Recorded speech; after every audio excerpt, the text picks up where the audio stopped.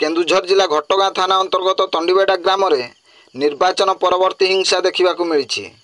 BJD कर्मी आक्रमण में 4 जन बीजेपी कर्मी गुरुतर आहत होती। समस्त को उद्धार करा जाई घटगाँ मेडिकल रे भर्ती करा जाइछि। मिलिथिबा सूचना अनुसार तंडीबेड़ा ग्राम में आज सकाळे उभय बीजेडी और बीजेपी कर्मी मध्य कथा कटाकटी होइथिबा बेले अपराह्न समय रे उभय गोष्ठी मुहांमुही होइथिले। बीजेडी कर्मी संघबद्ध आक्रमण में 4 जन बीजेपी कर्मी गुरुतर आहत होइथिले। समस्त गुरुतर को घटगाँ मेडिकल रे भर्ती करा जाइछि। एही घटना जना पड़िबा परे गुरुतर को देखिबा पई बीजेपी कर्मी मेडिकल परिसर रे पहुंचीथिबा बेले सेठारे पूर्वरु थिबा 70 रु ऊर्ध्व बीजेडी कर्मी पुलिस उपस्थिति रे होहल्ला करिबा सह बीजेपी कर्मी को आक्रमण करने को उद्यम करथिले।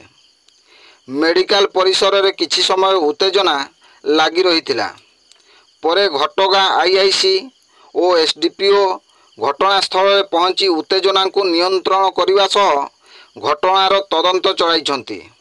अन्य पक्षरे स्थानीय विधायक बद्रीनारायण पात्र निर्देश रे एभली आक्रमण होइथिबा बीजेपी अभियोग करने सह उक्त घटनार तीव्र निंदा करिछि। ब्यूरो रिपोर्ट जनजागरण ओडिया।